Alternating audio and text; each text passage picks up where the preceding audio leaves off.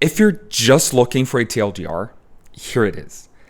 Draw Steel is so good, I started a YouTube channel and a podcast about it. That's basically it. I didn't say it's perfect, but the game does what it set out to do really, really well. If you want the longer version, though.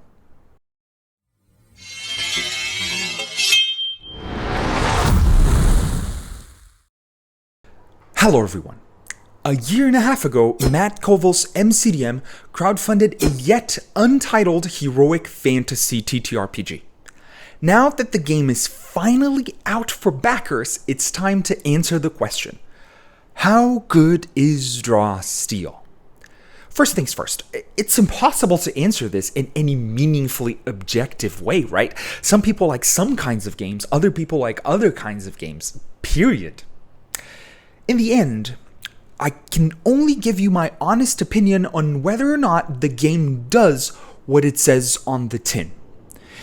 And that's exactly where we're going to start. The tin. Draw Steel is made up of 2 books, Heroes and Monsters. There's no book for the GM because all of the rules and advice are in the Heroes book. The goal here was to make it easy for any player to start running the game. Since the physical books haven't shipped yet, here's what I thought of the PDFs. The art is truly breathtaking. The text is very precise but still evocative, and the layout is functional. Some people might think it's a little too functional, ending up a little dry and stiff, but it didn't bother me that much. According to the devs, the books are meant to be easy to use at the table, so their style resembles that of a game manual, which is what they are. What I want you to notice, though, is the little text right above Draw Steel: Tactical Heroic Cinematic Fantasy. And that's how I'm going to review the actual system, by assessing if it lives up to these keywords. At the core of Draw Steel is a very familiar setup. The main characters are heroes who have to fight bad guys in order to save the world. This will surprise literally 0 people. These heroes are also built pretty similarly to D20 characters. They have a background, an ancestry, a class, and a subclass. They even have scores and skills which they add to their roles. You know the deal, right? But here's where the similarities kind of end. The core mechanic of Draw Steel is called the power roll.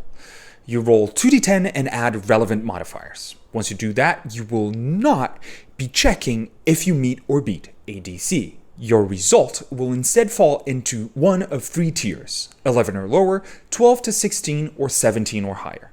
Outside of combat, these usually work like Powered by the Apocalypse outcomes, Tier 1 being a failure, Tier 2 being a mixed success, and Tier 3 being a full success. But in combat, all of your abilities that require a roll have a different effect for each tier, and you'll notice that missing is never an option. Controversial, I know, but hear me out. For starters, Draw Steel tracks stamina instead of hit points, so even if you miss in the fiction, the enemy still had to spend some energy to avoid your attack. Additionally, this means that monsters always hit as well. So combat in this game is always moving forward. There are no wasted turns. There's never a situation where a player misses twice in a row and has to spend a whole hour without playing the freaking game. While we're here, let's talk about what combat looks like. First of all, it expects a grid. That's almost non-negotiable because all of the distances are expressed in squares. What the grid enables, though, is a very dynamic and action-packed combat system. There is a lot of pushing and crashing into walls, no one stays put for more than a turn, and many abilities have cool effects that completely alter the battlefield. On top of this grid are larger-than-life heroes who sport plenty of options. Level 1 in this game feels more like level 3 or 5 in D20 Fantasy. You always have multiple abilities at your disposal to use in different situations or to combo with your party. But the best thing about Draw Steel combat, though, isn't that you always hit or even that martial characters have cool options. No, it's that you get more powerful as you adventure. Everyone has free combat options that they can start using from turn 1, but your strongest abilities spend your class's heroic resource. This is something that you gain at the start of every turn, and more importantly, when you do stuff that agrees with your class. The Fury, for example, gains more ferocity when they take damage. The Troubadour, on the other hand, gains more drama when 3 or more heroes combo together to use an ability each on the same turn. What's even cooler is that for each combat won and for each challenge overcome, your hero gains a victory. Each victory allows you to start the next combat with 1 extra heroic resource, so you'll be unlocking your most powerful stuff a little sooner. You still have to rest at some point, of course, because your stamina is still finite. But when you rest, your victories go away. So you always want to push yourself as much as possible to take advantage of your victories while you can. This shift completely transforms your players from people who keep whining, "Can we take a rest, please?" into actual heroes who keep pushing, keep fighting, keep going. But enough about combat. Can this game do anything else? Even the book states in the very first line of text, this is a game about fighting monsters. It does not shy away from telling you exactly what its selling point is. However, this does not mean that the game is only about combat. Can you roleplay and interact with NPCs? Of course, and there's even a specific system for important negotiations. Can you explore and run skill challenges? Yep, and they even give you some nice rules to run montage scenes. So yes, combat is the centerpiece of Draw Steel. Fights usually run as long as D&D's, but I promise you that you won't be bending yourself over backwards trying to make it go faster, because it's fun as hell. And when you're not in combat, there are still plenty of mechanics and flavorful stuff that the characters can do. Speaking of which, okay, moving on for mechanics, let's talk at least a little bit about the vibe of Draw Steel. What's the flavor like? What's its style? Well, if you didn't know, this game calls its GM the Director, and this probably tells you everything you need to know about the vibe. Every combat ability comes with a nice dash of flavor text, contextualizing what each power is actually doing in the story.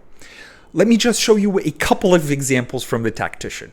Parry says, "Your quick reflexes cost an enemy the precision they seek." But Hammer and Anvil has a quote.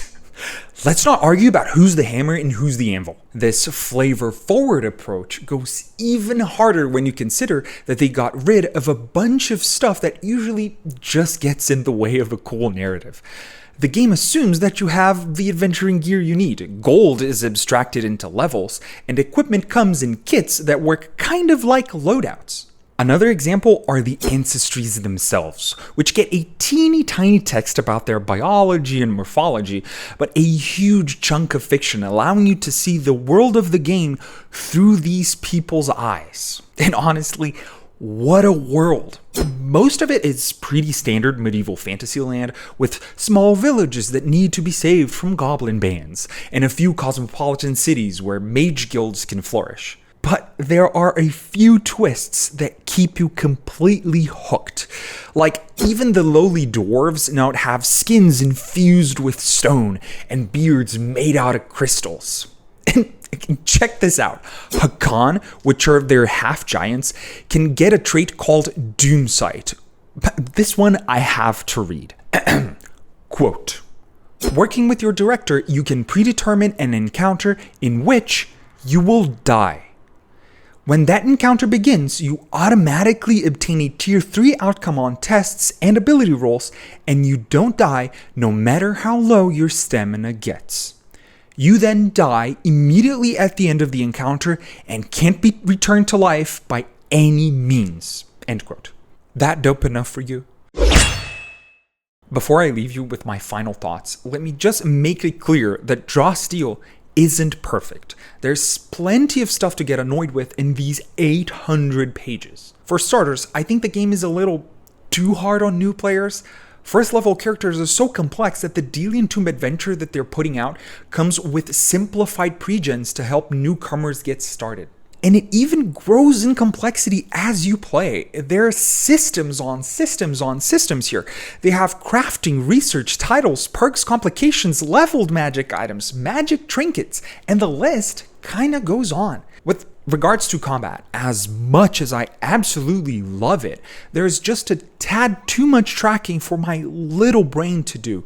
Even after so many sessions, I still catch myself forgetting about a condition or a trigger that my character has. Which brings me to one of Matt's prime directives for Draw Steel: no oatmeal. Meaning no bland, generic, mid stuff that no one hates but no one loves either. The game is opinionated by design, and this will turn some people off. Is that going to be you? Well, only you can tell. So, having said all of this, what's my verdict? Let's quickly recap. At the core of Draw Steel is a deep combat system with loads of interesting choices and a gameplay loop that reinforces the heroic nature of the characters. Around this core is a substantial layer of flavor and mechanics that help your story flow without getting bogged down by gritty realism. And on top of it all is a world full of dragons and goblins ready to be slain. If I did my job well, you realize that what I said is that Draw Steel is a game of tactical, heroic, cinematic fantasy. Is it a good game? 100%. If you like tactical, heroic, cinematic fantasy. You might not, and that's totally fine. But it doesn't mean that the game is bad, just that it's not for you. If you think it is for you though, make sure to follow my humble channel for more Draw Steel content. One of which is coming out tomorrow. Also follow my friends Goblin Points for Draw Steel news and interviews, and Rise Heroes Rise for all of your actual play needs. In case you want to introduce your friends to Draw Steel, check out my video on the subject and take a look at my recent adventure, You Meet in an Ambush. Links below. And that's all for today. Thank you very much, and goodbye.